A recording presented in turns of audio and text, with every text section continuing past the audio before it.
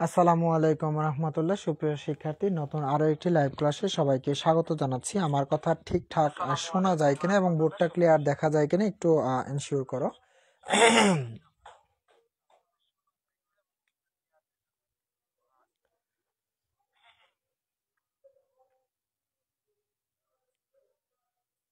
আচ্ছা, ইসমতারা সালাম দিয়েছে। আচ্ছা ঠিক আছে, অসংখ্য ধন্যবাদ। ওয়ালাইকুম আসসালাম রহমতুল্লাহ। আচ্ছা ঠিক আছে, রচনা জিজ্ঞেস করেছে কেমন আছি। আলহামদুলিল্লাহ অনেক ভালো আছি। আমাদের মল্লিক চলে এসেছে। জিজ্ঞেস করেছে কেমন আছি। আলহামদুলিল্লাহ। আমাদের আরিমা চলে এসেছে, আমাদের জহিরুল চলে এসেছে। আচ্ছা ঠিক আছে, আলহামদুলিল্লাহ অনেকেই চলে এসেছি। আচ্ছা, সবাই একটু দ্রুত জানাবো যে সবকিছু ক্লিয়ার আছে কিনা।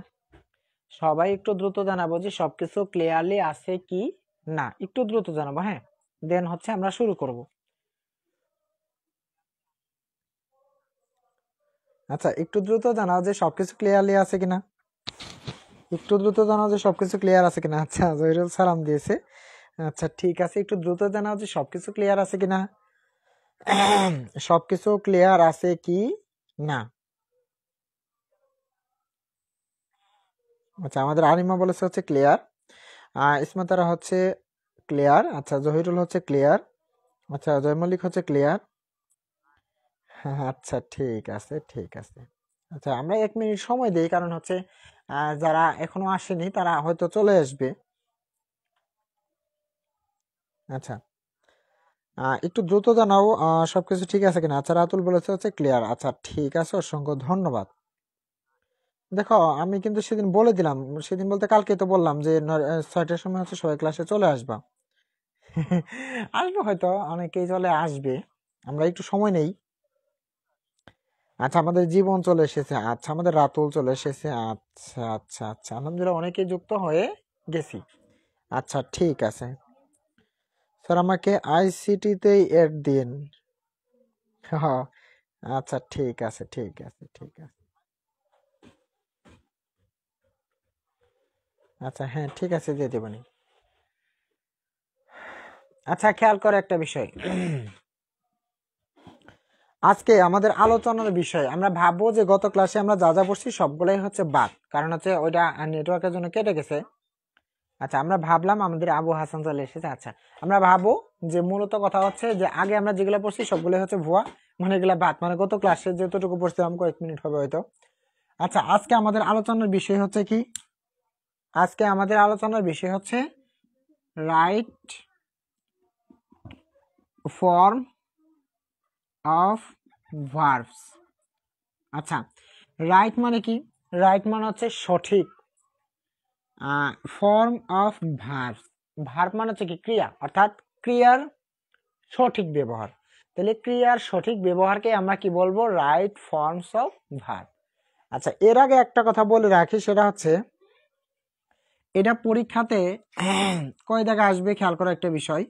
মূলত কথা হচ্ছে যে আমরা যারা 24 ব্যাচের স্টুডেন্ট আছি তাদের সাধারণত কয়টি গেপ ফিল আপ করতে হবে? তাদের সাধারণত 14টি গেপ ফিল আপ করতে হবে, যেখানে আমি মার্ক পাবো কত? 7। যারা আমরা 25 ব্যাচের স্টুডেন্ট আছি তাদের আমাদের সঠিক ফর্মের ব্যবহার করতে হবে টোটাল 10টা, যেখানে মার্ক হচ্ছে কত? 5।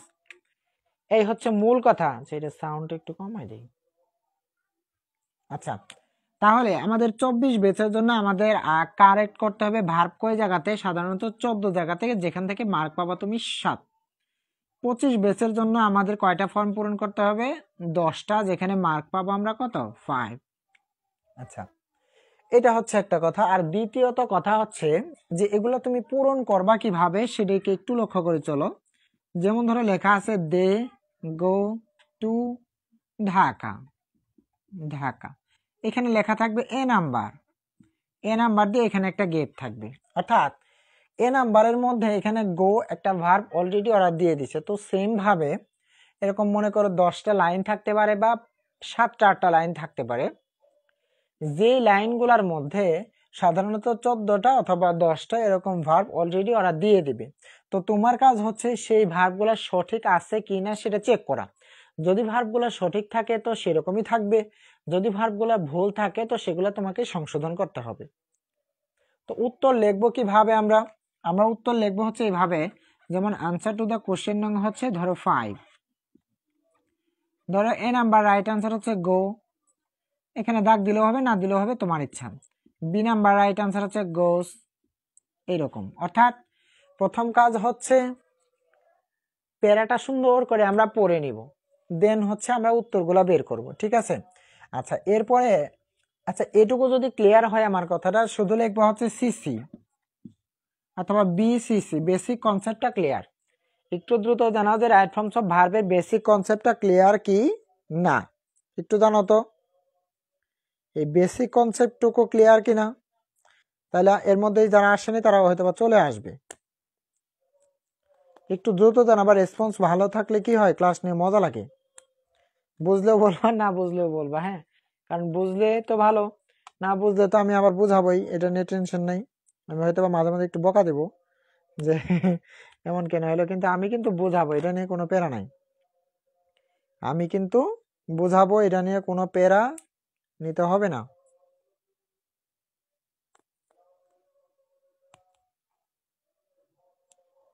আচ্ছা এর মাঝখানে যারা হয়তো বা আসেনি তারা চলে আসতে পারবে, আমরা একটু সময় নেই, একটু ধীরে পড়ি 2 মিনিট। আচ্ছা আলহামদুলিল্লাহ বিসিসি, আচ্ছা এটুকু আমরা বুঝে ফেলছি। আচ্ছা দেন আমরা আসল কথায় আসি, চলো। আচ্ছা তাহলে প্রথম কথা হচ্ছে আমরা জানি টেন্স মূলত হচ্ছে কয়টা, আমরা জানি টেন্স মূলত হচ্ছে কয়টা ভাইয়া, 3টা। টেন্স মূলত হচ্ছে কয়টা, 3টা। যেমন কি কি টেন্স, প্রেজেন্ট টেন্স, তারপর হচ্ছে পাস্ট টেন্স, আর একটা হচ্ছে ফিউচার টেন্স। এটা আমরা অলরেডি জানি, যেটা আমাদের দ্বিতীয় লেকচারে ছিল। তাহলে টেন্স হচ্ছে মূলত কয়টা ভাইয়া, টেন্স হচ্ছে মূলত 3টা। তো তোমার কাজ কি, তোমার কাজ হচ্ছে পরীক্ষাতে যে প্যারাটা দেওয়া থাকবে, পরীক্ষাতে যে প্যারাটি দেওয়া থাকবে, মানে যে লেখাগুলা লেখা থাকবে, মনে করে এরকম প্যারা দেওয়া আছে, তাহলে তোমার কাজ হচ্ছে কি প্যারাটা সম্পূর্ণ একবার পড়ে নেওয়া। তাহলে তোমার কাজ কি, প্রথমত হচ্ছে সম্পূর্ণ প্যারাটা একবার তুমি পড়ে ফেলবা।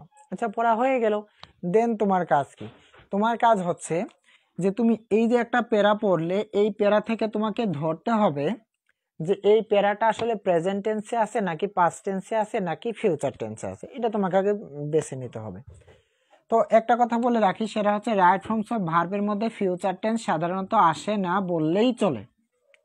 ফিউচার টেন্স সাধারণত আসে না বললেই চলে। আচ্ছা তাহলে আসে কোনটা, আসে হচ্ছে প্রেজেন্ট টেন্স অথবা পাস্ট টেন্স, মানে এর মধ্যে থেকেই পরীক্ষাতে কোশ্চেনগুলো হয়ে থাকে। আচ্ছা তো আগে তুমি প্যারাটা পড়ে ফেলবা, প্যারা পড়ার পরে তুমি বুঝে ফেলছো যে এটা হচ্ছে প্রেজেন্ট টেন্স, কি টেন্স, এটা হচ্ছে প্রেজেন্ট টেন্স।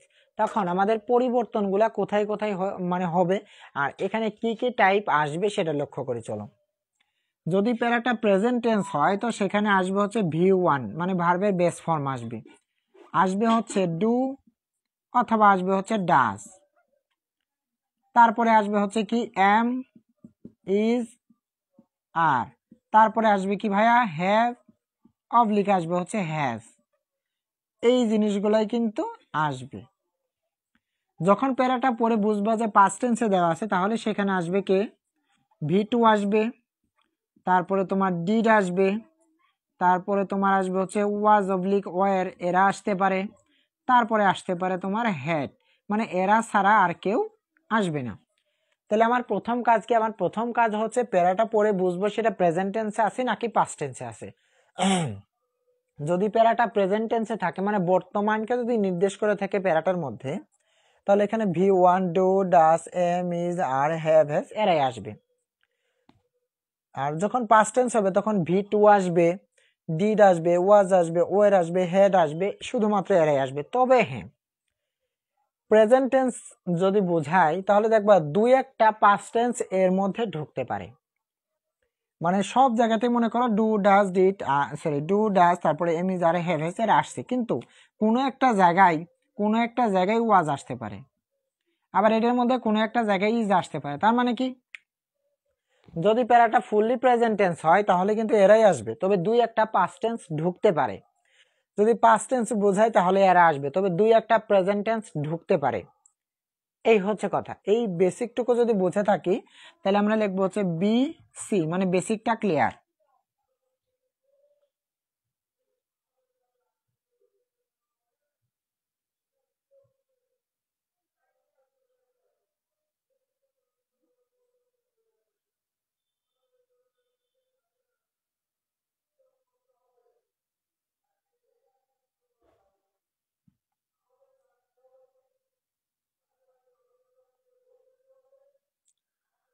ও, বুট ঝাপসা লাগে না।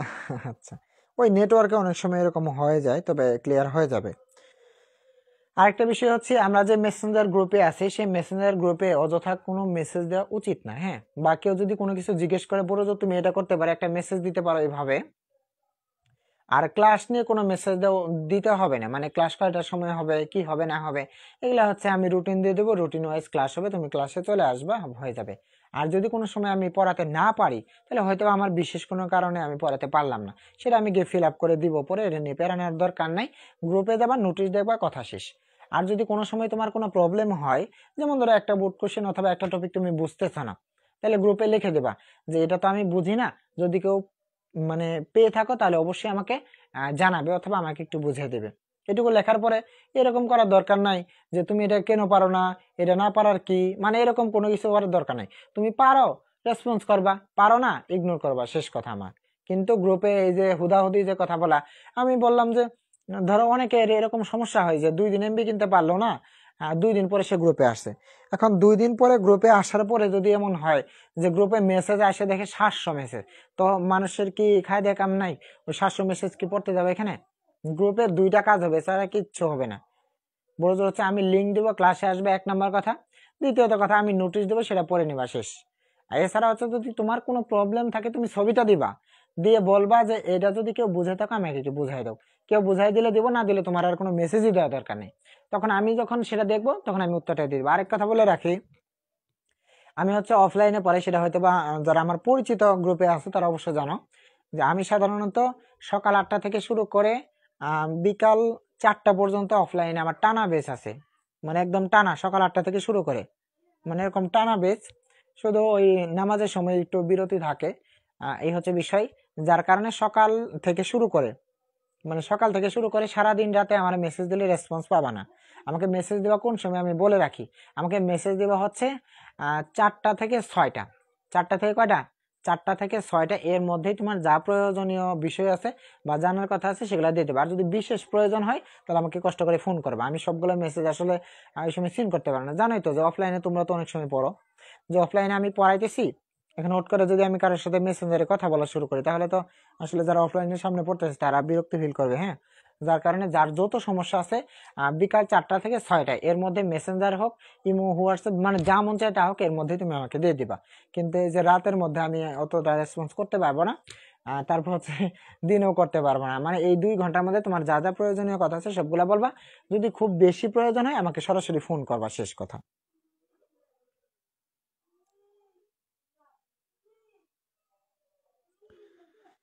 তার আজকে একটা ছেলে কেন বললো, শোনো, যার যে যতটুকু বোঝে সেভাবেই তো বলবে, বোঝা নাই বলুক, একজনে বললে কি হবে? এখন ওটা নিয়ে যদি আমরা ঝগড়া করি তাহলে তো সমস্যা। এখন একজন যদি ভুল কথা বলে থাকে তাহলে বলবা যে এটা তোমার আসলে বলা উচিত হয়নি, শেষ। কিন্তু ঝগড়া আমরা করবো না। হ্যাঁ, স্যার অনেক গ্রুপে ফালতু মেসেজ দেয়, অনেকে গ্রুপে আর ফালতু মেসেজ কেউ দিবে না, আর ফালতু মেসেজ কেউ দিবে না, কারণ ফালতু মেসেজ দেওয়ার জন্য আমরা গ্রুপ খুলি নাই। কেউ যদি এরকম মন মানসিকতা নিয়ে গ্রুপে ঢুকে দেয়, মানে গ্রুপের পরিবেশ নষ্ট করে দেবে, তারা গ্রুপ থেকে একদম রিমুভ করে তার টাকাটা ব্যাক দিয়ে দেবো, ও যেখানে খুশি সেখানে পড়বে। ওইটা নিয়ে অতটা প্যারা নেওয়ার দরকার নেই। হ্যাঁ, ওটা আমি দেখে নেবো। যাই হোক, আমরা পরে আসি, চলো। আচ্ছা, এখন এইটুকু আমরা বেসিকটুকু বুঝে ফেলছি, এখন পরে আসি, আগের চিন্তা ভাবনা সবগুলো মাথা থেকে আমরা ঝেড়ে ফেললাম। আচ্ছা, এখন আমাদের প্রথম যে একটা বিষয়, সেটা আমি একটা এক্সাম্পল লিখি, আর রুলটাও না লিখি, রুলটাও লিখবো কি, রুলটাও লিখে দিই চলো।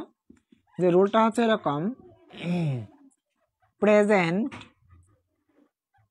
ইনডিফিনিট, প্রেজেন্ট ইনডিফিনিট টেন্স এর ক্ষেত্রে সুন্দর করে দেখার চেষ্টা করো, মনোযোগটা একদম এখানে রাখো। এই যে এখানে দেখো কতগুলো রুলস লেখা আছে, কিন্তু এগুলো বোঝাইতে না 15 মিনিট সময়ও লাগবে না। হ্যাঁ, শুধু মনোযোগটা এখানে রাখো, তুমি না পারবা। কারণ একজন দুইজন তো আর পরে না, প্রচুর পোলাপান অফলাইনেও পড়তেছে। হ্যাঁ, আর এটা আজকে থেকে না, অনেক আগে থেকে। এই জন্য তুমিও পড়ো, মনোযোগটা এখানে রাখো, তুমি পারবা। প্রেজেন্ট ইনডিফিনিট টেন্স এর ক্ষেত্রে subject third person, singular number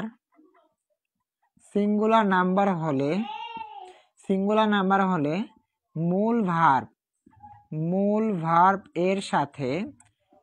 ভার্বের সাথে এস বা ইএস যুক্ত করতে হবে। আচ্ছা, এস বা ইএস যুক্ত করতে হবে। আচ্ছা, এটা আমরা টেন্সের মধ্যে অলরেডি পড়ে ফেলছি। আরেকটা বিষয় হচ্ছে কোনো ভার্বের শেষে, আচ্ছা আমি এখানে লিখে দেই, ভার্বের শেষে S, SH, CH, X, Z, O থাকলে ইএস বসে, অন্যথায় এস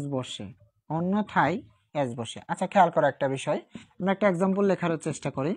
যেমন ধরো হি গো, তারপরে টু ঢাকা, এটির সাথে আমরা অনেকে পরিচিত আছি।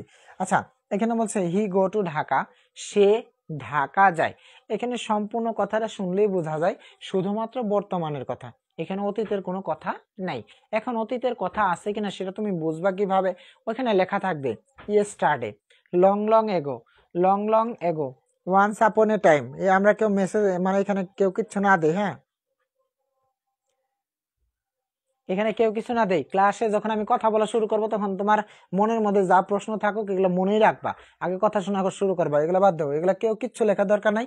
আগে কথাগুলো শোনো, যত প্রশ্ন আছে যখন আমি কমেন্ট দেখা শুরু করবো তখন তুমি তোমার মনের ভাব প্রকাশ করে লিখে দেবে আমাকে, হ্যাঁ। তাহলে প্রেজেন্ট ইনডিফিনিট টেন্স এর ক্ষেত্রে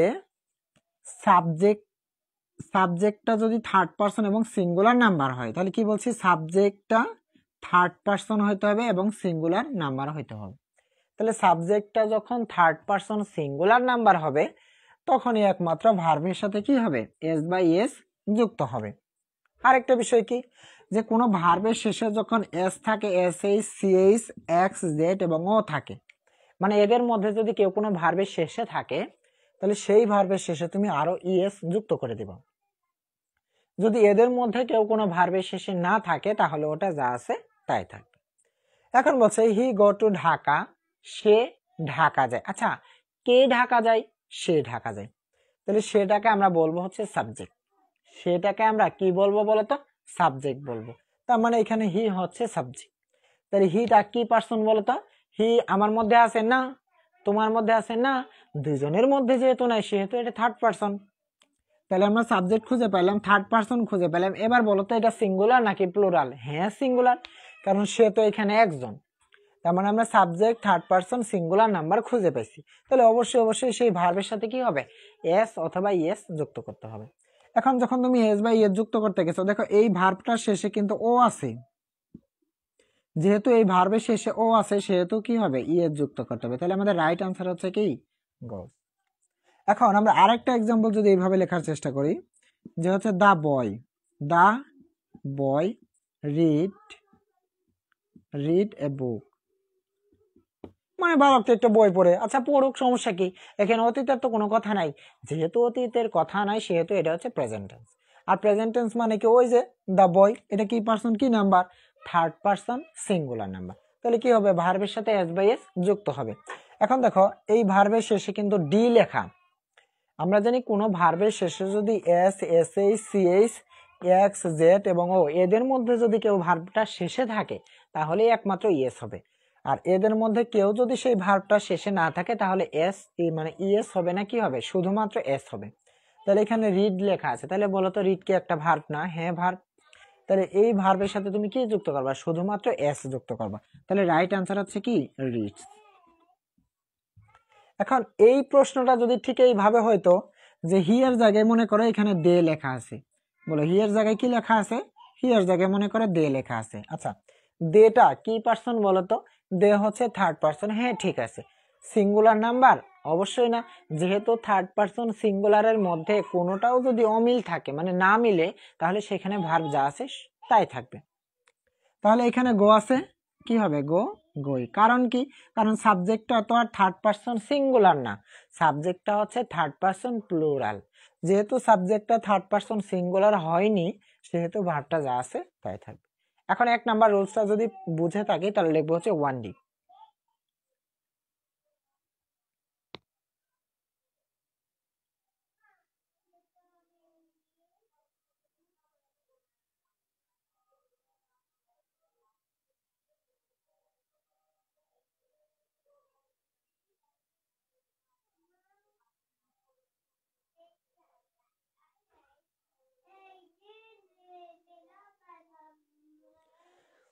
আচ্ছা আমাদের জহিরুল লিখেছে, মল্লিক লিখেছে, আচ্ছা সুলতানা লিখেছে, ইসমাদারা লিখেছে, আরিয়ান লিখেছে, সরি আইয়ান শিলা, আচ্ছা খালি শিলা, আচ্ছা মুজাহিদ আসছে, আচ্ছা জীবন বলেছে আবার বোঝান। জীবন কোথায় বোঝা নাই, কোথায় বোঝা নাই বলো। এই যে যদি প্রেজেন্ট ইনডিফিনিট টেন্স হয় তাহলে সাবজেক্টটা যদি থার্ড পারসন সিঙ্গুলার হয়, যেমন ধরো দা বয়, এটাই কিন্তু সাবজেক্ট, এটা কি পারসন, দা বয় বালকটি, তাহলে থার্ড পারসন কি নাম্বার, বালকটি একটা সিঙ্গুলার, তাহলে ভার্বের সাথে তুমি এস বা ইএস যুক্ত করে ফেলবো। তাহলে এখানে কোনো ভার্বের শেষে যদি এস থাকে, S H C H X Z এবং ও, এদের মধ্যে যদি কেউ কোনো ভার্বের শেষে থাকে তাহলে তুমি ইএস যুক্ত করবা, কিন্তু এদের মধ্যে কেউ কিন্তু এখানে নাই, যেহেতু নাই সেহেতু ভার্বের সাথে শুধুমাত্র এস যুক্ত করলাম। আবার দেখো দে গো টু ঢাকা, তারা ঢাকা যায়, দেটা থার্ড পারসন মেনে নিলাম, কিন্তু সিঙ্গুলার নাম্বার তো আর না, যেহেতু প্লুরাল নাম্বার সেহেতু ভার্ব যা আছে তাই। যদি এটা সিঙ্গুলার হইতো তাহলে তুমি ইয়ে যুক্ত করতে শেষ। আচ্ছা এক নাম্বারটা যেহেতু আমরা বুঝে ফেলছি, এখন আমাদের আর সময় লাগবে না, এখন আমাদের আর সময় লাগবে না, এখন শুধুমাত্র আমরা একদম দেখে যাব, দেন হচ্ছে উত্তরগুলা ধিমধাম বলতে পারবো। আচ্ছা বিষয়টা খেয়াল করি চলো। আমি লিখলাম যে হোয়াইল, সুন্দর করে বুঝবা, হোয়াইলের পরে ভার্ব থাকলে তার সাথে আইএনজি হয়, হোয়াইলের পরে ভার্ব থাকলে তার সাথে আইএনজি হয়, তোমার আর কোনো কিছুই করা লাগবে না, হোয়াইলের পরে একটা গ্যাপ দেখবা সেখানে ভার্ব আছে তার সাথে আইএনজি হবে, শেষ কথা। এখন তুমি আমাকে জানাও তো যে এ নাম্বারটা রাইট আনসার কি হবে। While read the library the teacher came, মানে পড়ার সময় হচ্ছে রুমে হচ্ছে কে এসেছিল, টিচার এসেছিল লাইব্রেরিতে পড়ার, বলো তো কি হবে।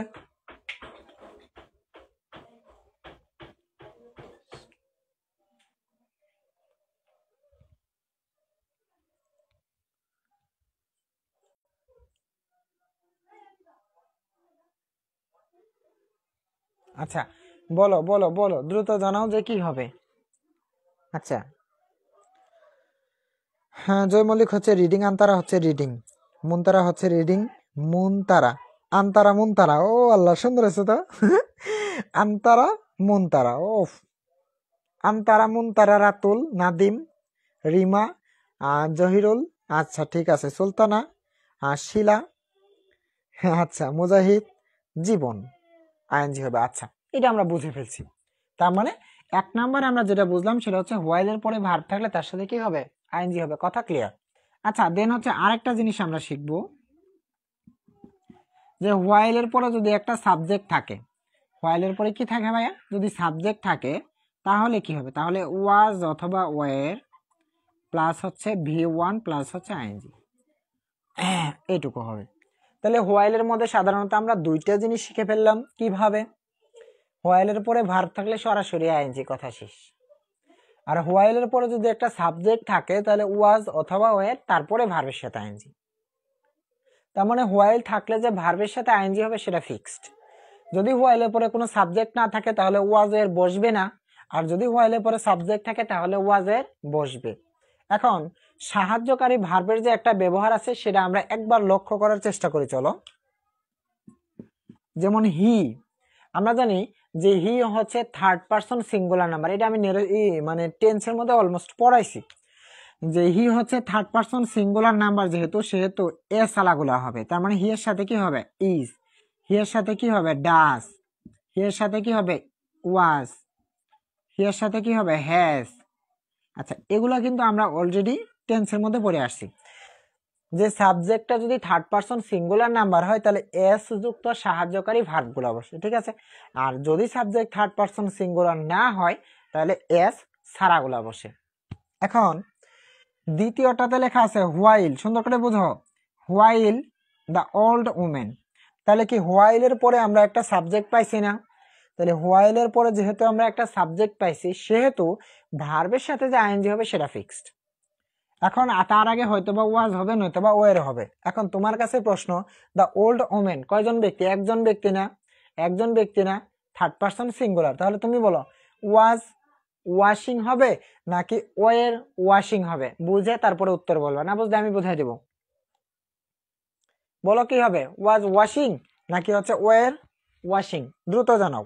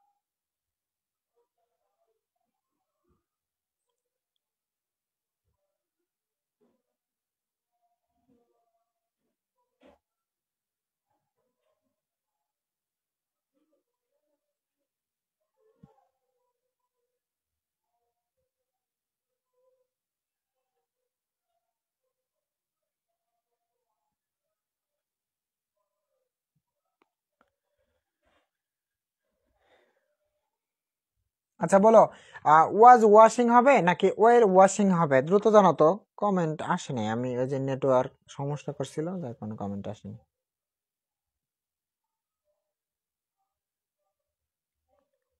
আচ্ছা, ওয়াজ ওয়াশিং, ওয়াজ ওয়াশিং, হ্যাঁ ওয়াজ ওয়াশিং। কেন ওয়াজ ওয়াশিং হবে? কারণ এখানে দ্য ওল্ড ম্যান হচ্ছে থার্ড পারসন সিঙ্গুলার নাম্বার, আর যেহেতু এটা থার্ড পারসন সিঙ্গুলার নাম্বার সেহেতু ভার্ব যা আছে, সরি ভার্ব যা আছে তাই কেন, মানে ওয়াজ হবে, তারপর হচ্ছে ওয়াশ আছে, সেটা কি হবে? ওয়াশিং। নেটওয়ার্কের যন্ত্রণা।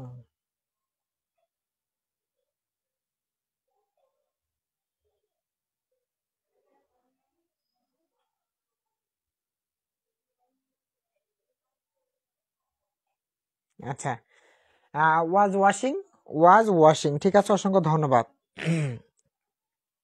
এর সময় খালি ওয়াশিং না, কিন্তু খালি ওয়াশিং না, যেহেতু সাবজেক্ট আছে, সাবজেক্ট থাকলে ওয়াজ হবে, নয়তো বা ওয়ের হবে, তারপরে ভার্বের সাথে আইএনজি হবে। তাহলে এখানে আছে কি the, sorry while the old women, তাহলে এখানে সাবজেক্ট আছে না, তাহলে কি হবে এরপরে? হয়তো বা ওয়াজ নয়তো বা ওয়ের। তাহলে the old women third person singular, তাহলে এ সালাগুলা বসাইতে হবে, মানে তোমাকে কি বসাইতে হবে? ওয়াজ। তারপর ওয়াশ আছে, এর সাথে ভার্বের সাথে আইএনজি করে ফেলো, তার মানে কি? ওয়াজ ওয়াশিং। মানে 2D লিখবা, বুঝে থাকলে 2D লিখবা, দ্রুত লিখবা 2D, 2D লিখবা, 2D লিখবা, হ্যাঁ 2D লিখবা, দ্রুত লিখবা 2D।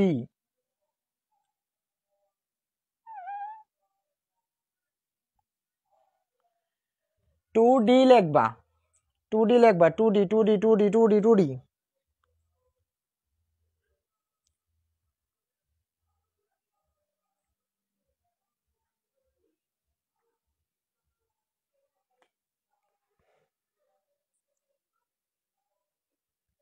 আচ্ছা, এখন আমরা এটাতে আসি, চলো, যে এখানে কিন্তু আমি শর্ট করে লিখছি, কারণ তোমাদের যেহেতু নোট দেওয়া হয়েছে। দেখো, কোনো জায়গায় ব্র্যাকেটের মধ্যে যদি বি লেখা থাকে, কোনো জায়গায় ব্র্যাকেটের মধ্যে যদি বি লেখা থাকে, যেমন ধরো এ নাম্বার, এ নাম্বারে লেখা আছে হচ্ছে বি, তাহলে সেখানে কি কি জিনিস বসতে পারে?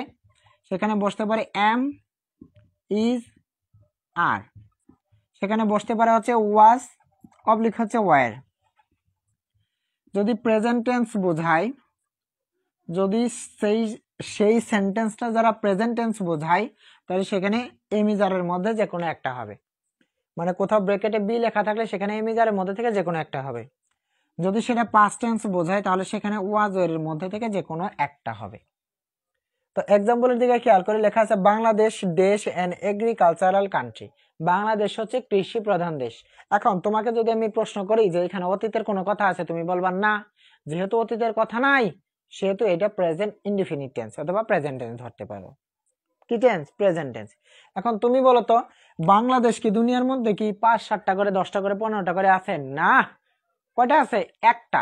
তাহলে কি পার্সন কি number? Third person singular number. তাহলে প্রেজেন্ট টেন্স আবার থার্ড পার্সন সিঙ্গুলার। এখন তুমি জানো তো যে এটা রাইট আনসার কি হবে? এম, ইজ, আর, ওয়াজ এর মধ্যে থেকে কি হবে? 3 দিয়ে লিখে দেবে, 3 দিয়ে লিখবা হচ্ছে ওয়াজ এর, মানে যেটা হবে সেটা লিখবা। একটু লিখে দাও তো। আচ্ছা, রাতুল বলেছে হচ্ছে ইজ, বাকির একটু লিখে দাও তো। কি হবে? বাংলাদেশ দেশ এন এগ্রিকালচারাল কান্ট্রি, বাংলাদেশ কৃষি প্রধান দেশ, বলে দাও তো কি হবে? আচ্ছা, রাতুল হচ্ছে ইজ, আন্তারা হচ্ছে ইজ, আচ্ছা জয় হচ্ছে ইজ, আচ্ছা এরপরে আমন্তারা হচ্ছে ইজ, আচ্ছা ঠিক আছে, সুলতানা হচ্ছে ইজ, জহিরুল হচ্ছে ইজ। বললাম না যে পরের গুলা খুব তাড়াতাড়ি শেষ হয়ে যাবে। আচ্ছা, শিলা হচ্ছে ইজ, আচ্ছা জীবন হচ্ছে ইজ, মুজাহিদ হচ্ছে ইজ, ইসমা তারা হচ্ছে ইজ। আচ্ছা ঠিক আছে। আচ্ছা চলো আমরা হচ্ছে পরেরটাতে আসি, চলো আমরা পরেরটাতে আসি, চলো আমরা পরেরটাতে আসি। খেয়াল করো একটা বিষয়। আচ্ছা, নেট এরকম করতেছে, করো। আচ্ছা, তাহলে আমাদের 3টা গেল অলরেডি, তাই না? আচ্ছা, এরপরের গুলা কিন্তু খুব দ্রুতই শেষ হয়ে যাবে। আচ্ছা, এবার তোমাদের কাছে আমার প্রশ্ন, তোমাদের কাছে আমার প্রশ্ন, বলো তো এইখানে বি এর মধ্যে কি হবে? আচ্ছা আমি বলে দিচ্ছি, there lived a king, there lived a king, একজন রাজার কথা বলছে। হো দেশ, আচ্ছা বলো তো, এখানে লিভড যেহেতু আছে সেহেতু এটা হচ্ছে পাস্ট টেন্স। কি টেন্স? Past tense. এখন বি এর জায়গায় কি হবে? আর এ কিং কয়টা রাজার কথা বলছে? একটা রাজার কথা বলছে। তাহলে বলো তো এখানে বি এর জায়গায় কি হবে? এম, ইজ, আর, ওয়াজ, তারপরে ওয়ার। বলো তো এখানে কি হবে? বুঝে তারপরে বলবা। প্রথম কথা হচ্ছে লিভড দেওয়া আছে, তাহলে এটা হচ্ছে পাস্ট টেন্স। তারপরে এ কিং দেওয়া আছে, একজন, থার্ড পারসন সিঙ্গুলার। বলো এখানে বি এর জায়গায় কি হবে? বি এর জায়গায় কি হবে? বুঝে শুনে তারপর উত্তর দিবা, ঠিক আছে?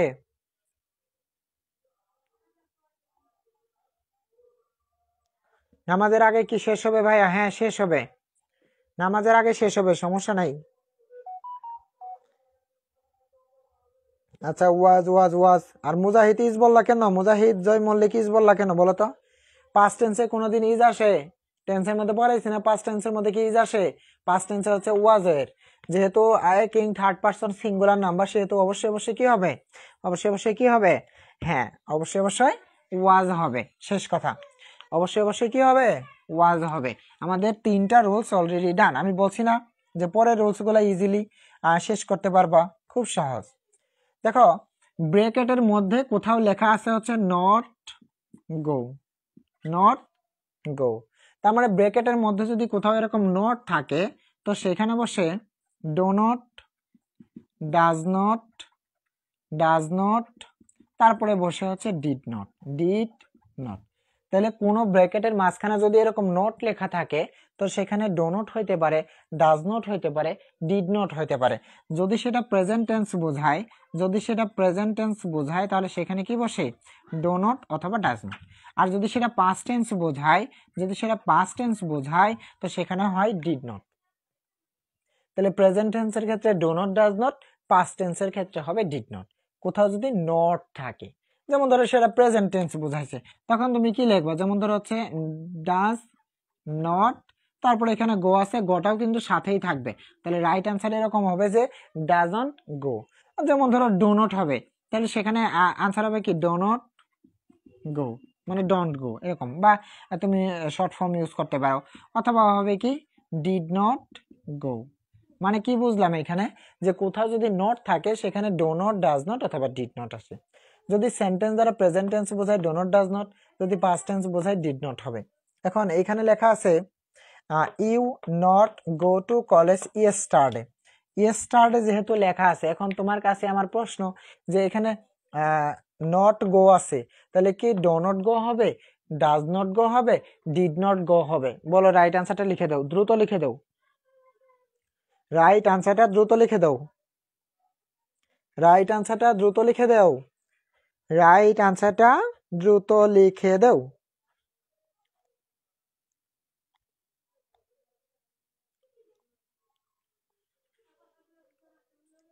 শোনো, মাথাটা সুন্দর করে ঠান্ডা রাখবা। আর যখন ক্লাসে আসবা, তখন তুমি তোমার রুমে যাবা। রুমে যাওয়ার পরে দরজা জানলা যা আছে সব লাগাই দিবা। লাগাই দেওয়ার পরে তুমি ইয়ারফোনটা কানে দিবা, ইয়ারফোনটা কানে দিবা, দেওয়ার পরে খাতাটা সামনে রাখবা। মাঝে মাঝে টুকিটাকি হচ্ছে একটু একটু দাগাদাগি করলা খাতার মধ্যে, হ্যাঁ, একটু দাগাদাগি করলা, আর হচ্ছে আমার কথাগুলো শুনলা। তাহলে বাইরের সাউন্ডটাও তোমার মাথায় ঢুকলো না, অন্য কোনো চিন্তা ভাবনাও মাথায় আসলো না। যার কারণে চেষ্টা করবা যখন ক্লাস করবা, নীরব একটা রুমের মধ্যে ঢুকবা, একটা ইয়ারফোন লাগাবা, সামনে একটা খাতা রাখবা, কমপ্লিট। আচ্ছা, did not, did not, did not. এই নাদিম, ডাজ নট কেন? ইয়েস্টারডে মানে কি? ইয়েস্টারডে মানে কি? গতকাল। তাহলে গতকাল তো প্রেজেন্ট টেন্স না, গতকাল হচ্ছে পাস্ট টেন্স। আর যেহেতু পাস্ট টেন্স, সেহেতু ডিড নট হবে, সেহেতু কি হবে? ডিড নট হবে। নাদিম বুঝছো কিনা জানাবে, হ্যাঁ। ঘরে নেট পায় না স্যার? ও আচ্ছা, বুঝতে পারছি। না, এরকম তো দুই একজন হইতেই পারে যে ঘরে নেট পায় না, এরকম হইতে পারে। আচ্ছা, এরপরে আমরা আরেকটা রুলস পড়ি, চলো। যে অতীত নির্দেশক শব্দ থাকলে, কি বলছি? অতীত নির্দেশক শব্দ থাকলে V2 হয়। অতীত নির্দেশক শব্দ থাকলে কি হয়? V2 হয়। এখন অতীত নির্দেশক শব্দগুলা কি? যেমন ধরো ওয়ান্স, তারপরে হচ্ছে তোমার ওয়ান্স, আচ্ছা ওয়ান্স দিলাম না, ধরো ওয়ান্স লেখা আছে, তারপর লেখা আছে হচ্ছে লাস্ট নাইট, লাস্ট নাইট গত রাত্র। তারপরে তোমার লেখা থাকতে পারে হচ্ছে লাস্ট ডে, তারপর লেখা থাকতে পারে হচ্ছে ইয়েস্টারডে, ইয়েস্টারডে। তারপর হচ্ছে long long ago, long long ago.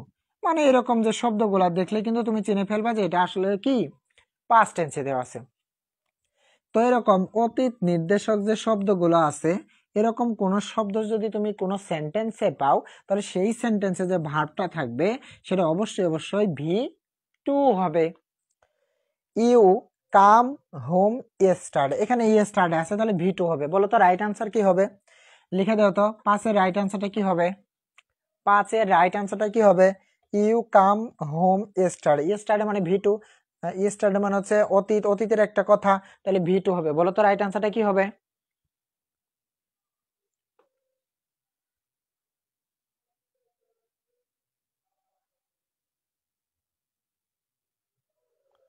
বলো তো রাইট আনসারটা কি হবে? এ রাইট আনসারের কথা বলছি, V2 লেখো কেন? V2 লেখো কেন? ওটা তো তুমি বুঝতেই পারছো। তুমি লিখে দাও উত্তর কি হবে সেটা বলো। উত্তরটা কি হবে সেটা বলো।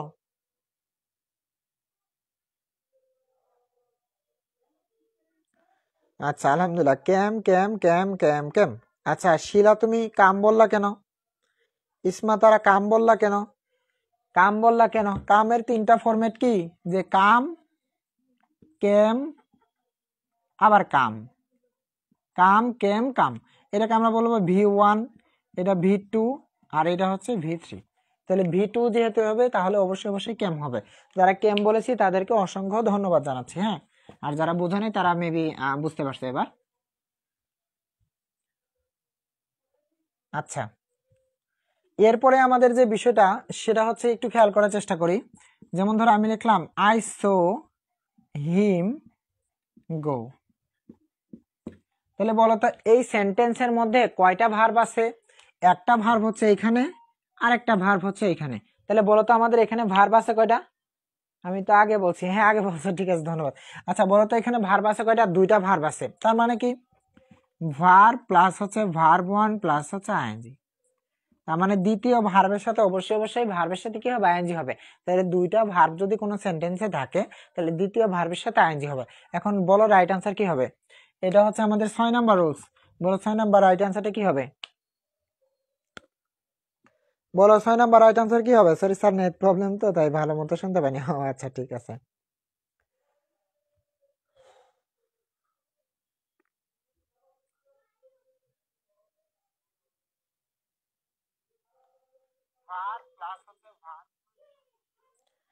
আচ্ছা going going going going going going. আচ্ছা আচ্ছা আচ্ছা, ঠিক আছে ঠিক আছে ঠিক আছে ঠিক আছে ঠিক আছে ঠিক আছে। আচ্ছা এগেন বলেন, এই যে 2টা ভার্ব যদি থাকে তাহলে দ্বিতীয় ভার্বের সাথে আইএনজি, আর একটা ভার্ব আছে আরেকটা ভার্ব আছে, তাহলে দ্বিতীয় ভার্বের সাথে আইএনজি, দ্বিতীয় ভার্বের সাথে আইএনজি, দ্বিতীয় ভার্বের সাথে আইএনজি।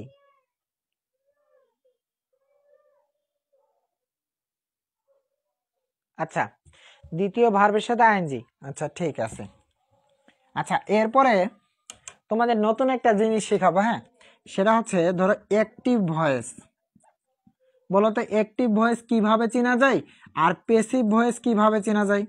তোমরা একটু আমাকে জানাও তো যে অ্যাক্টিভ ভয়েস কিভাবে চিনবা, প্যাসিভ ভয়েস কিভাবে চিনবা, একটু দ্রুত জানাও তো যে অ্যাক্টিভ প্যাসিভ তুমি কিভাবে চিনবা।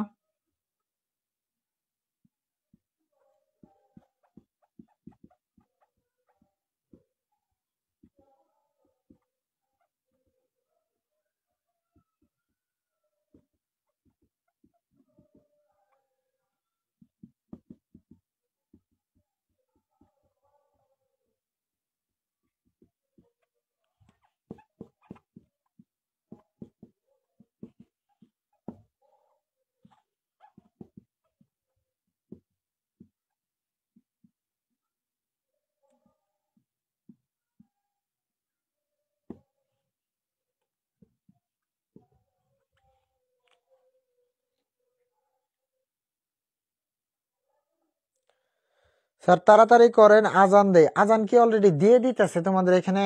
আমাদের এখানে তো এখনো আজান দেয়নি, তবে আর কয়েক মিনিটই শেষ হয়ে যাবে, বেশি সময় লাগবে না, বেশি সময় লাগবে না, মাত্র কয়েকটা মিনিট। হ্যাঁ একটু সময় দেও। সক্রিয় কাজ বোঝাতে অ্যাক্টিভ, নিষ্ক্রিয় বোঝাতে প্যাসিভ। আচ্ছা আর শোনো, এখন না আমি বলি, হ্যাঁ এখন আমি বলি, সেটা হচ্ছে একদম সহজ একটা টেকনিক বলবো। আর যে টেকনিকে হচ্ছে আলহামদুলিল্লাহ তুমি বুঝতে পারবা যে আসলে কিভাবে অ্যাক্টিভ ভয়েস গুলো এবং প্যাসিভ ভয়েস গুলো খুব দ্রুত আইডেন্টিফাই করা যায়। ঠিক আছে, সুন্দর একটা টেকনিক বলবো আমরা। 45-এ আজান দেয় কিন্তু 7টায় জামাত। ও বুঝতে পারছি, আর সমস্যা নাই, আমরা কয়েক মিনিটে শেষ করে ফেলবো। চলো, মাথায় রাখবা, সুন্দর করে মাথায় নিয়ে নেও।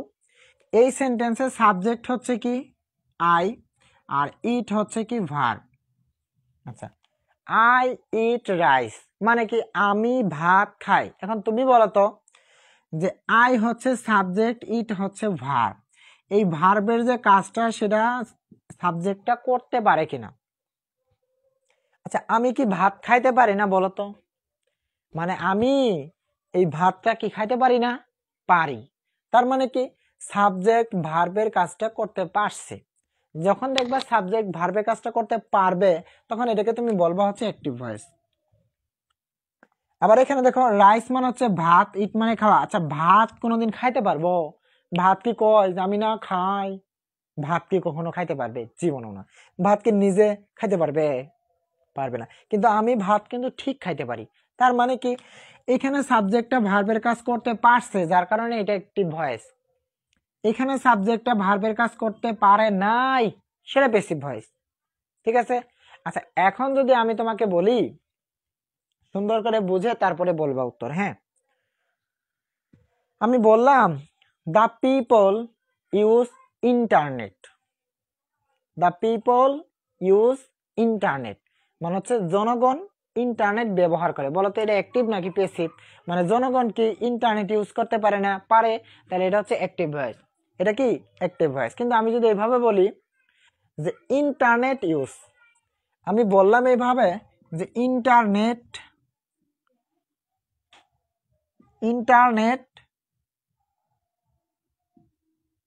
ইউজ, বলতো এইটুকুই আমি লিখলাম, আর কিচ্ছু লিখবো না। বলতো এটা অ্যাক্টিভ নাকি প্যাসিভ বলতো? ইন্টারনেট ইউজ, ইন্টারনেট কি নিজে নিজে ইউজ হইতে পারবো? ইন্টারনেট কি ইউজ হইতে পারে? একলা একটা কি ইউজ হইতে পারবো? ইন্টারনেট কি বলবো আমি না ইউজ হই? হবে? জীবনেও না। তার মানে এটাকে তুমি কি বলবা ভাইয়া? প্যাসিভ ভয়েস বলবা। কি ভাইয়া? প্যাসিভ ভয়েস বলবা। কিন্তু যদি এরকম বলতো দ্য পিপল ইউজ ইন্টারনেট, জনগণ ইন্টারনেট ব্যবহার করে, তাহলে সেটা হচ্ছে কি অ্যাক্টিভ ভয়েস। সেটা কি অ্যাক্টিভ ভয়েস। অর্থাৎ সাবজেক্ট ভার্বের কাজ করতে পারলে অ্যাক্টিভ, না পারলে প্যাসিভ। বলো অ্যাক্টিভ প্যাসিভ যদি ক্লিয়ার হয় তাহলে লিখবা A P C, active passive clear. দ্রুত জানো যে অ্যাক্টিভ প্যাসিভ ক্লিয়ার কিনা।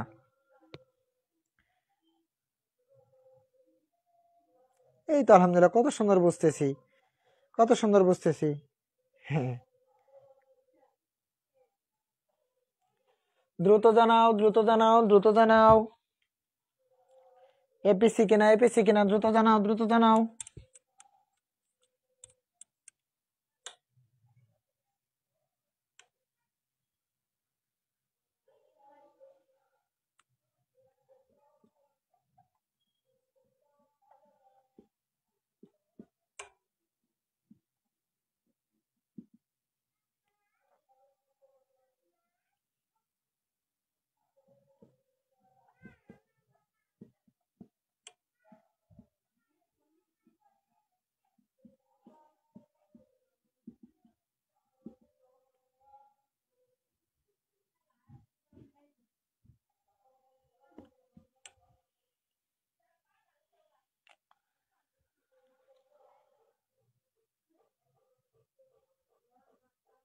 এক্সাম্পলটা বলেন, কোন এক্সাম্পল বুঝি নাই আমি।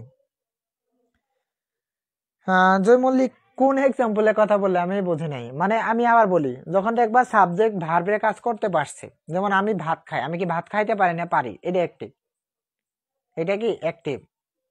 এরপরে বলছে রাইস ইজ ইটেন, রাইস মানে কি ভাত, এটা সাবজেক্ট, আর ইট মানে হচ্ছে ধরো খাওয়া। এখন ভাত কি নিজে খাইতে পারবো না, এটা প্যাসিভ ভয়েস। এরপরে বললাম ইন্টারনেট ইউজ, ইন্টারনেট ব্যবহার করা হয়। এখন ইন্টারনেট হচ্ছে সাবজেক্ট, ইউজ মানে ব্যবহার করা। ইন্টারনেট কি নিজে ব্যবহার হইতে পারে? না, এটা প্যাসিভ ভয়েস। আমি যদি বলি দ্য পিপল ইউজ ইন্টারনেট, এখন দ্য পিপল হচ্ছে সাবজেক্ট, ইন্টারনেট ইউজ করা। এখন পিপল জনগণ কি ইন্টারনেট ইউজ করতে পারে না? পারে। তাহলে এটা কি অ্যাক্টিভ ভয়েস হচ্ছে। এখন আমরা একটা জিনিস শিখে ফেলি এখান থেকে, খেয়াল করো সবাই। দেখো এখানে লেখা আছে পেসিভ ভয়েস হলে কি হলে পেসিভ ভয়েস হলে সাহায্যকারী ভার্ব প্লাস ভি থ্রি হয়। পেসিভ ভয়েস হলে সাহায্যকারী ভার্ব প্লাস ভি থ্রি হয়। আচ্ছা বলো তো এটা কি লিখছে ওয়ার্ক হবে এখানে।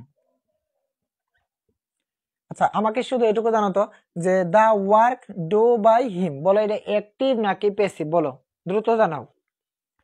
এটা অ্যাক্টিভ নাকি প্যাসিভ, বলো এটা অ্যাক্টিভ নাকি প্যাসিভ, তাড়াতাড়ি জানাবা, মানে একবারে সময়ই নিবাই না তোমরা।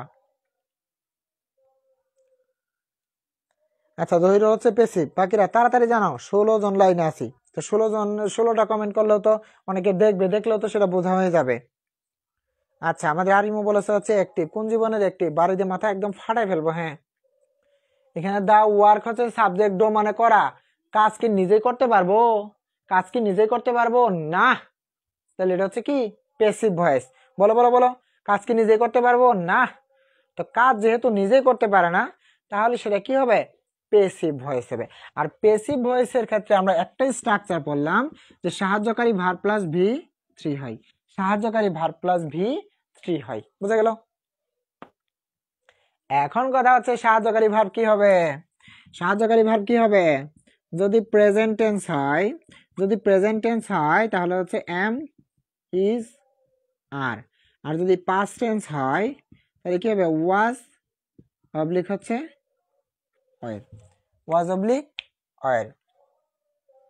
আচ্ছা তাহলে বলো তো আমাদের রাইট অ্যান্সার কি হবে, এখানে অতীতের কোনো কথা নাই, তাহলে প্রেজেন্ট টেন্স, যেহেতু প্রেজেন্ট টেন্স দা ওয়ার্ক হচ্ছে থার্ড পারসন সিঙ্গুলার, যেহেতু থার্ড পারসন সিঙ্গুলার সেহেতু রাইট অ্যান্সার কি হবে ইজ ডান, ইজ ডান। বলো বুঝছি কিনা, এটা আমাদের 7 নাম্বার, বলো 7 নাম্বারটা বুঝছি কিনা।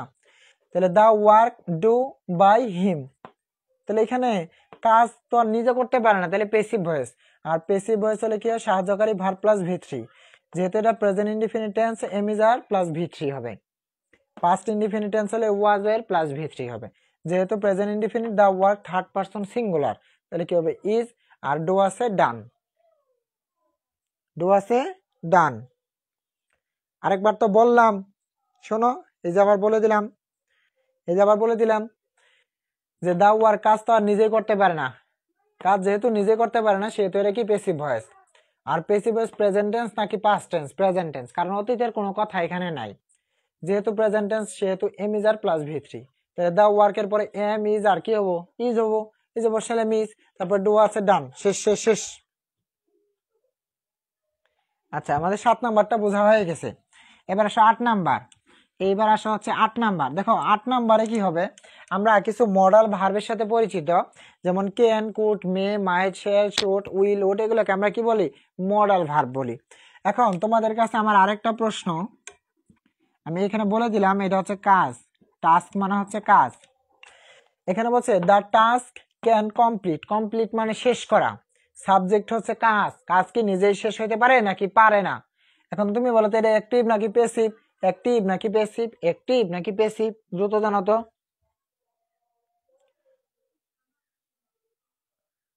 হ্যাঁ হ্যাঁ শোনো, যারা নামাজে যারা যাবা অলরেডি, আমাদের এখানে এখনো পর্যন্ত আজানই দেয় নাই। হ্যাঁ যারা যাবা যাও, আর কয়েকটা মিনিটে আমি শেষ করে দিব, তোমরা এখান থেকে একটু সময়টা দেখে যাও যে কত মিনিট চলতেছে। এই যে 51 মিনিট চলতেছে, এরপর থেকে তোমরা দেখে নিও। বলো এটা অ্যাক্টিভ নাকি প্যাসিভ, বুঝে বুঝে বলবো। আলহামদুলিল্লাহ সবাই ভালো উত্তর দিচ্ছি।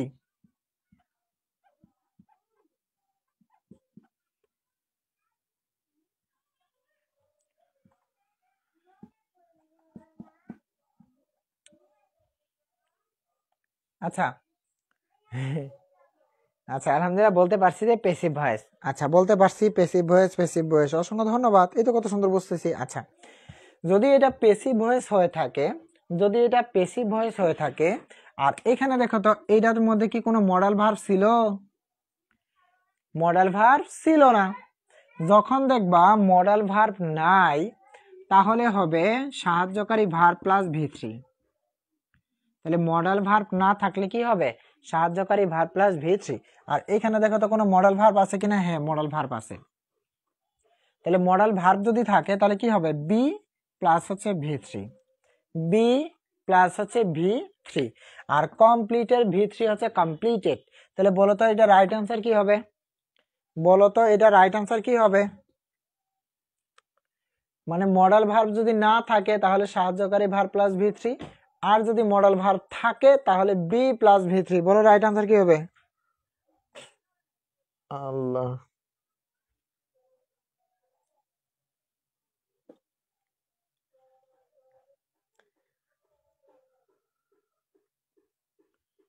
জানাও জানাও জানাও জানাও জানাও।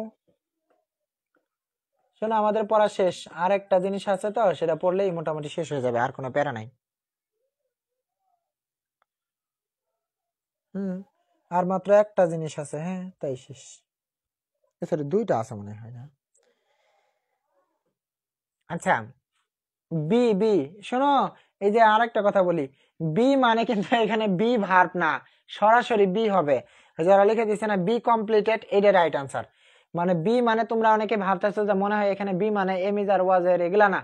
বি মানে হচ্ছে শুধু বি হবে এখানে, আর কিছু না। তাহলে রাইট আনসার হচ্ছে বি কমপ্লিটেড। রাইট আনসার হচ্ছে বি কমপ্লিটেড। আমি বললাম you may come tomorrow, you may come tomorrow, এটা হচ্ছে আমাদের সি নাম্বার। বলো তো এটা অ্যাক্টিভ নাকি প্যাসিভ, বুঝে তারপরে বলবা। ইউ মানে তুমি, কাম মানে আসা, তুমি আসতে পারবা কি না সেটা বুঝে আমাকে বলবা যে এটা অ্যাক্টিভ নাকি প্যাসিভ। তাড়াতাড়ি করো, বলো এটা অ্যাক্টিভ নাকি প্যাসিভ, বলো।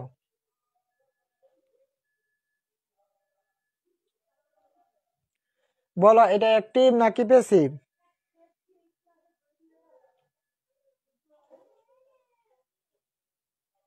আচ্ছা, এই তো আলহামদুলিল্লাহ, কত ভালো লাগতেছে, কত সুন্দর সঠিক উত্তর বলতে পারতেছি। অসংখ্য ধন্যবাদ, এই তো কত সুন্দর। ইউ মানে তুমি, কাম মানে আসা, কে তুমি কি আসতে পারবে না বলো? তোমার যদি ফোন করে বলে দেয় যে আজকে হচ্ছে সকাল 10টায় দেখা হবে, একবার দ্রুত চলে আসবা, তুমি দেখবা 10টা তো দূরের কথা, 9:45 যায় হাজির। তার মানে তুমি যাইতে পারবা, তার মানে এটা হচ্ছে অ্যাক্টিভ ভয়েস। তার মানে এটা হচ্ছে কি অ্যাক্টিভ ভয়েস। এখন তোমার কাছে প্রশ্ন যে এই অ্যাক্টিভ ভয়েসের মধ্যে মডাল ভার্ব আছে কি না? মডাল ভার্ব আছে কি না? অবশ্যই আছে। অ্যাক্টিভ ভয়েসের মধ্যে যদি মডাল থাকে, অ্যাক্টিভ ভয়েসের মধ্যে যদি মডাল থাকে তাহলে ভি1। অ্যাক্টিভ ভয়েসের মধ্যে যদি মডাল ভার্ব থাকে তাহলে ভি1, মানে কি ভার্ব যা আছে তাই। তাহলে এটা রাইট আনসার হচ্ছে আমাদের কাম আছে কামই হবে। এটা রাইট আনসার হচ্ছে আমাদের কাম আছে কামই হবে। কাম আছে কাম হবে, বলো বুঝছি কিনা, বলো বুঝছি কি না, দ্রুত জানা যে এটা বুঝছি কিনা, বলো বুঝছি কিনা।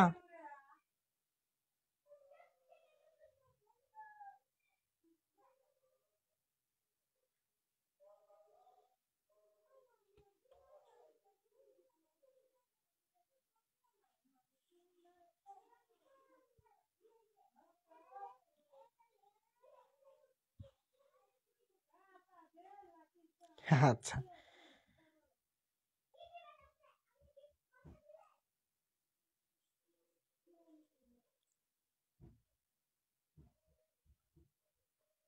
আচ্ছা, আমাদের আরেকটা রুলস আছে, তাহলে আমাদের 10টা হয়ে যাবে। আমাদের আরেকটা রুলস আছে, তাহলে আমাদের 10টা হয়ে যাবে। আচ্ছা, তোমাদের কাছে আমার একটা প্রশ্ন, হ্যাঁ, তোমরা না প্রিপজিশন চিনো কিনা? আর যদি চিনে থাকো, দুই একটা প্রিপজিশনের নাম লিখে দাও। যদি প্রিপজিশন চিনে থাকো তাহলে দুই একটা প্রিপজিশনের নাম লিখে দাও তো। চিনবা না কেন? সবাই চিনো, কিন্তু আমাকে শুধু একটু দুই একটা প্রিপজিশনের নাম লিখে দাও সবাই। দুই একটা প্রিপজিশনের নাম লিখে দিবা, শেষ কথা আমার। এই যে আমাদের এখানে এখন আজান দিচ্ছে, 15 মিনিট পরে নামাজ হবে। প্রিপজিশন চিনো কিনা? চিনলে দুই একটা নাম লিখে দাও তো।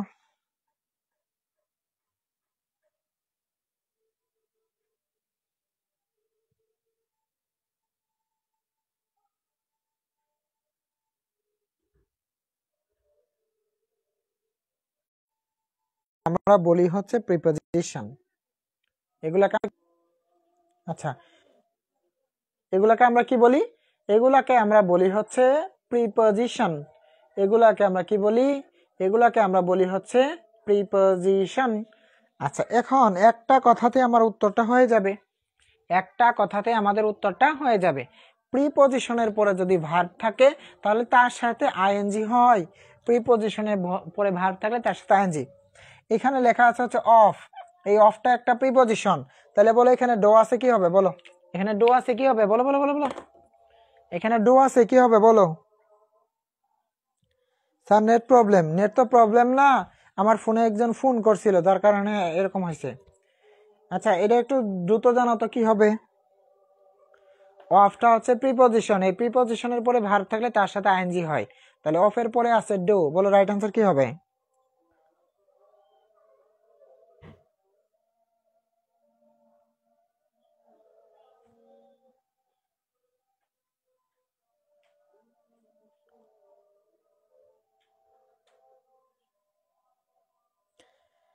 প্রিপজিশনের পরে ভার্ব থাকলে তার সাথে আইএনজি, এখানে অফ একটা প্রিপজিশন, এরপরে লেখা আছে হচ্ছে ডু, তাহলে বলো তাহলে কি হবে, ডু আছে সেটা হয়ে যাবে কি ডুইং, ডু আছে কি হয়ে যাবে ডুইং হয়ে যাবে, শেষ। আচ্ছা একটা কাজ করি চলো, হ্যাঁ আচ্ছা ঝাপসা ঠিক হয়ে গেছে, ঝাপসা ঠিক হয়ে গেছে, আর এখন ওটা লাগবে না, অফের পরে ডো আছে, অফ একটা প্রিপজিশন, ডো আছে হয়ে যাবে ডুইং। আচ্ছা ঠিক আছে, আজকে আমরা আর কথা বাড়াচ্ছি না, আলহামদুলিল্লাহ আমরা 10টা রুলস কমপ্লিট করে ফেলছি, আমরা 10টা রুলস কমপ্লিট করে ফেলছি। আর ঠিক আছে সবাই ভালো থেকো সুস্থ থেকো, দেখা হচ্ছে আগামীকাল, দেখা হচ্ছে আগামীকাল, সে পর্যন্ত সবাই ভালো থেকো সুস্থ থেকো, আসসালামু আলাইকুম রহমতুল্লাহ।